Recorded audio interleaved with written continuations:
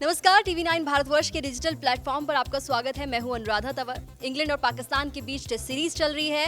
पहला test match Pakistan हार गया है और इसी के साथ इंग्लैंड के पास मौका है कि 10 साल बाद वो पाकिस्तान के खिलाफ टेस्ट सीरीज अपने नाम करे और साथ ही साथ इंग्लैंड के पास एक और मौका है कि वो लगातार 2 टेस्ट सीरीज अपने नाम कर सकता है। हमारे साथ हमारे स्पोर्ट्स एडिटर शिवेंद्र हैं। शिवेंद्र, एक बहुत बड़ी अपॉर्चुनिटी इस वक्त इंग्लैंड टीम के पास है। बिल्कुल, क्योंकि अभी भारतीय टीम मैदान में नहीं है क्रिकेट के, तो जो भारतीय क्रिकेट फैंस हैं उनकी भी नज़रें इसी सीरीज़ पर हैं और निश्चित तौर पर इंग्लैंड की टीम फ्रंट फुट पर है, क्योंकि जैसा आपने बताया कि उसके पास मौका है कि 10 साल बाद वो सीरीज़ जीत सकती है, लगातार दूसरी सीरीज़ जीत सकती है। और पाकिस्तान ने जिस तरह से पहला मैच बिल्कुल जीती हुई जगह से जाकर गंवाया, उसके बाद इंग्लैंड का पलड़ा बहुत अच्छा खासा भारी दिखाई दे रहा है। हालांकि मुझे ये भी मानता हूं मैं कि चुनौतियां इंग्लैंड के सामने भी हैं। तो सीरीज़ का दूसरा मैच जितना पहला मैच जितना दिलचस्प था, उसके बाद दूसरे मैच की तरफ ना सिर्फ पाकिस्तान के क्रिकेट फैंस, ना सिर्फ इंग्लैंड के क्रिकेट फैंस, बल्कि भारतीय क्रिकेट फैंस भी बहुत दिलचस्पी के साथ उस मैच को देखेंगे। बिल्कुल, क्योंकि दूसरा टेस्ट मैच साउथहैम्पटन पे होने वाला है और ऐसे में अगर वहाँ के वेदर की भी हम बात करें तो हो सकता है कि बारिश खलल डाले इस मैच में। हालांकि अगर बारिश नहीं होती है तो अगर हम पाकिस्तान की बात करें तो थोड़ी एज पाकिस्तान के पास इसलिए होगी क्योंकि बेन स्टोक्स नहीं है इंग्लैंड की टीम में। इसका एडवांटेज उठा सकती है पाकिस्तान टीम, उनके पास ही मौका है। बिल्कुल, इसी चुनौती का मैंने जिक्र किया। अगर आप चुनौतियों की फहरिस्त गिने तो पहली बात जो आपने कहा कि बेन स्टोक्स नहीं है, और बेन स्टोक्स इस वक्त सिर्फ एक खिलाड़ी नहीं है। बेन स्टोक्स इस वक्त दुनिया के नंबर 1 ऑलराउंडर हैं और पाकिस्तान की टीम के लिए वो खतरा है या इंग्लैंड की टीम के लिए वो ताकत है जिसके बल पर आप मैदान में चीज़ों को बदल सकते हैं, बाजियां बदल सकते हैं। दूसरी परेशानी अभी भी इंग्लैंड के सामने विकेट कीपर को लेकर है। जोस बटलर अच्छी फॉर्म में नहीं है। जोस बटलर ने कीपिंग में अच्छी परफॉर्मेंस नहीं की, पाकिस्तान के खिलाड़ियों को मौके दिए विकेट के पीछे। हालांकि बल्ले से उन्होंने बहुत अच्छी परफॉर्मेंस की। दूसरी इनिंग में जब 117 रन पर इंग्लैंड के 5 विकेट गिर चुके थे, 277 रन का टारगेट था, तो जोस बटलर ही क्रिस वोक्स के साथ क्रीज पर टिके। लेकिन अगर किसी स्पेशलाइज्ड विकेट कीपर के विकेट कीपिंग में गलती हो रही है तो वो बल्लेबाज के लिए, वो कप्तान के लिए हमेशा एक चिंता का सबब रहती है, तो वो चिंता होगी। इसके अलावा एक और चुनौती जेम्स एंडरसन को लेकर है। जेम्स एंडरसन पिछले मैच में उनको विकेटें बहुत ज़्यादा नहीं मिली। दूसरी बात, जेम्स एंडरसन को आप जानती हैं, अभी हम लोग उस दिन चर्चा भी कर रहे थे, उनके संन्यास को लेकर भी अटकलें लगाई जा रही थी। हालांकि उन्होंने उन अटकलों को विराम दिया। उन्होंने बताया कि वो अभी खेलेंगे, लेकिन क्या प्लेइंग 11 में जेम्स एंडरसन को इस मैच के लिए जगह देंगे इंग्लैंड के सेलेक्टर्स, ये एक प्रश्न होगा। तो ये चुनौतियां हैं जो रूट के सामने बतौर कप्तान इस टेस्ट मैच के पहले। जो रूट के सामने कुछ चुनौतियां हैं, लेकिन एक एडवांटेज जो रूट के साथ ये है कि वो पहला टेस्ट मैच जीत चुके हैं। लेकिन अब बात अगर पाकिस्तान टीम की करें तो अजहर अली जो पाकिस्तान के कप्तान हैं, उनकी फॉर्म बिल्कुल अच्छी नहीं है। पहले टेस्ट मैच की पहली पारी में वो 0 पर आउट हो गए थे। दूसरी पारी में शायद 18 रन उनके बल्ले से निकले थे। साथ ही साथ कई फ्लॉज उनकी कप्तानी में भी दिखाई दे रहे हैं। बिल्कुल, और बहुत क्रिटिसिज्म हो रहा है उनका, और आप भी लगातार इस पर रिपोर्ट्स लिख रही हैं। जो हमारे जितने भी व्यूअर्स हैं वो हमारा जो वेबसाइट है उस पर पढ़ते भी होंगे कि किस तरह से उनके लिए मुश्किलें खड़ी हो रही हैं, क्योंकि वो उसी रास्ते पर जा रहे हैं जिस रास्ते पर पाकिस्तान के पूर्व कप्तान सरफराज अहमद थे।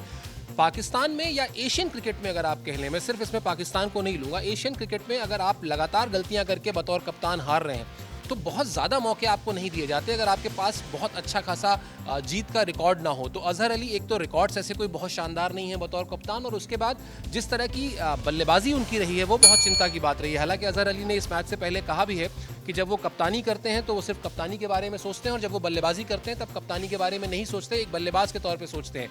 लेकिन कहना और उसको बदलना, उसको स्कोर्स में तब्दील करना, ये 2 अलग अलग बातें हैं। शायद अजहर अली अब इन दोनों बातों के फ़र्क को बता तो रहे हैं, समझा तो रहे हैं, लेकिन खुद कर नहीं पा रहे हैं। जब तक उनके बल्ले से रन नहीं निकलेगा, जब तक उनके रन स्कोरबोर्ड पे नहीं दिखाई देंगे, उन पर दबाव रहेगा और वो दबाव उनके ऊपर हर पारी के साथ अब बढ़ता जाएगा। मैं इसी में एक और चीज़ आपसे पूछना चाहूँगी, क्योंकि अजहर अली पाकिस्तान टीम के कप्तान हैं। कल राशिद लतीफ़ का एक स्टेटमेंट मैंने सुना और उन्होंने कहा कि हर कोई इमरान खान नहीं हो सकता। इमरान खान एक ऐसे कप्तान थे जो सेंचुरी बनाने के बाद बैट्समैन को बाहर कर देते थे। रमीज़ राजा को 1992 के वर्ल्ड कप में रन बनाने के बावजूद उन्होंने बाहर बिठा दिया था। इतनी ताकत किसी और कप्तान में नहीं है। और आज अगर देखें तो मैनेजमेंट सबसे ज़्यादा ताकतवर है पाकिस्तान का, लेकिन मैनेजमेंट में मिसबाह उल हक, उनका जो रोल है वो भी अब लोगों के निशाने पर आ रहा है।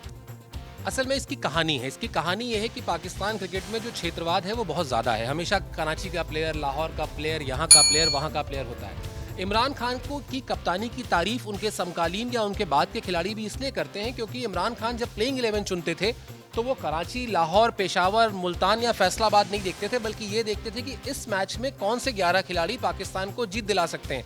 यही वजह है जिसका जिक्र आपने भी किया कि शतक बनाने के बाद या एक अच्छी पारी खेलने के बाद वो खिलाड़ी को अगले मैच में बाहर बिठा देते थे। लेकिन उनका अपने खिलाड़ियों पर इतना भरोसा था या उनके खिलाड़ियों का उन पर इतना भरोसा था कि कोई खिलाड़ी बुरा नहीं मानता था। उसको ये नहीं लगता था कि उसके खिलाफ किसी तरह की साजिश हो गई या उसको जानबूझ के ड्रॉप कर दिया गया, बल्कि उसको पता होता था कि इमरान भाई ने अगर ऐसा किया है तो सोच समझ के किया होगा। ये भरोसा उनका उनके खिलाड़ी और कप्तान पर था। आज की तारीख में वो समस्या क्या है कि अब टीम जो है वो किस आधार पे प्लेइंग 11 चुना जाता है पाकिस्तान का, उसको लेकर लगातार विवाद होता है। आप एक छोटा सा एग्जाम्पल फवाद आलम का लीजिए। फवाद आलम को टीम में शामिल करने के लिए पिछले 6 महीने से कौन सा ऐसा बड़ा क्रिकेटर नहीं होगा जिसने ना कहा हो। फर्स्ट क्लास क्रिकेट में 34 या 35 उनके शतक हैं, लेकिन उनको पहले मैच के प्लेइंग 11 में नहीं खिलाया गया। मिसबाउल हक की जो आलोचना हो रही है उसके पीछे वजह यह है कि जब कप्तान अगर मैदान में कोई गलती कर रहा है तो आपके पास ये सुविधा है कि आप उसको मैसेज भेजें कि आप एग्रेसिव कप्तानी करें। 117 रन पर अगर आपने 5 विकेट गिरा लिए हैं तो आप मैच जीतने के लिए जाइए, अब आप इस मैच को बचाने के लिए या ड्रॉ कराने के लिए मत जाइए। तो वो अप्रोच जो है, एग्रेसिव अप्रोच, वो मिसिंग दिखाई दी बतौर कप्तान अजहर अली में और बतौर कोच मिसबाउल हक में। और यही वजह है कि अब जो लोग कह रहे हैं कि इमरान नहीं हो सकते, तो वो बिल्कुल सही बात है। अजहर अली और इमरान खान में मतलब कहीं कोई की कप्तानी में खासतौर पर कहीं कोई तुलना ही नहीं है। प्लेइंग 11 की बात आपने की और मेरा आखिरी सवाल भी यही है कि आप पाकिस्तान की टीम में जो प्लेइंग 11 होगी अगले टेस्ट मैच के लिए, उसमें कोई बदलाव देख रहे हैं? क्या हैदर अली या फवाद आलम में से किसी को मौका मिल सकता है? ऐसी चर्चा है कि फवाद आलम को मौका मिल सकता है और ये भी चर्चा है कि हो सकता है स्पिन डिपार्टमेंट में पाकिस्तान की टीम कोई चेंज करे, लेकिन चेंज इंग्लैंड की टीम में भी होगा, ये आप मान लीजिए। क्योंकि अगर जेम्स एंडरसन को आराम दिया जाता है, क्योंकि अगर आपको याद हो वेस्टइंडीज के खिलाफ जो सीरीज अभी खत्म हुई है इंग्लैंड की, उसमें भी दूसरे टेस्ट मैच में जेम्स एंडरसन को आराम दिया गया था। तो हो सकता है सिलेक्टर्स इस स्ट्रैटेजी के साथ चल रहे हो कि वो इस सीरीज में भी दूसरे मैच में जेम्स एंडरसन को आराम देंगे। तो अगर उनको आराम देते हैं तो फिर एक नए तेज गेंदबाज को इंग्लैंड के प्लेइंग 11 में मौका मिलेगा। तो कुल मिला के दोनों टीमों में चेंजेस मुझे दिखाई देते हैं कि ज़रूर होंगे। लेकिन जैसा आपने कहा कि मौसम का जो आपने जिक्र किया, मौसम बीच बीच में थोड़ा विलन का रोल अदा करेगा, लेकिन बहुत परेशान होने की ज़रूरत नहीं, क्योंकि मुझे लगता नहीं कि कहीं से भी मैच ज़रूर पूरा होगा। मतलब वो किसके हक में जाएगा मैच, ये एक शायद पहला सेशन या दूसरा सेशन देखने के बाद बात हो, लेकिन मौसम इतना भी विलन नहीं बनेगा कि एक मैच पूरा ना हो पाए। पहले टेस्ट मैच में मुझे लग रहा था कि पाकिस्तान टीम जीत जाएगी और तमाम जो क्रिकेट एक्सपर्ट्स हैं उनको लग रहा था कि पाकिस्तान जीत जाएगी, लेकिन इकलौते शिवेंद्र कुमार सिंह थे जिन्होंने कहा था कि पाकिस्तान टीम ये मैच हारेगी और वही हुआ। क्या प्रेडिक्शन है अब अगले मैच की? नहीं, प्रेडिक्शन तो मेरी बहुत क्लियर है कि इंग्लैंड जो है ये मैच और ज़्यादा बड़े अंतर से जीतेगा। मतलब पाकिस्तान की टीम ज़्यादा बुरी तरीके से हारेगी। पहले मैच में तो वो पाकिस्तान क्रिकेट की पूरी जो पिछले 1.5 दशक की 2004 के बाद की, जब से मैंने पाकिस्तान क्रिकेट को कवर करना शुरू किया, जो प्रॉब्लम है वो यही है कि उनके अंदर पोटेंशियल है, लेकिन उनके अंदर जो कंसिस्टेंसी जो हम कहते हैं, और ख़ासतौर पे टेस्ट क्रिकेट में तो कंसिस्टेंसी का ही सारा खेल होता है, जहां एक सेशन के साथ खेल बदल जाता है, आप एक सेशन में मैच हार जाते हैं, और पाकिस्तान की टीम के साथ यही हुआ उस मैच में। तो मुझे लगता है कि उस सीरीज़ के शुरू होने से पहले जो टेम्पो था खिलाड़ियों का कि हमें अच्छा करना है, हमें अच्छा करना है, हमें अच्छा करना है, अंदर से जो आवाज़ थी उसको उन्होंने अच्छा किया, लेकिन जहाँ सबसे ज़्यादा उस चीज़ की ज़रूरत थी वहीं पर उनकी वो जो मेंटल स्ट्रेंथ कहते हैं वो वीक हुई। और अब अगर आप मुझे जितना समझ में आता है, या जो मैं प्रेडिक्शन है मेरी, कि अब अगर आप किसी मैच में वाकई फिर पाकिस्तान को बाउंस बैक करते देखेंगे तो वो तीसरा मैच होगा।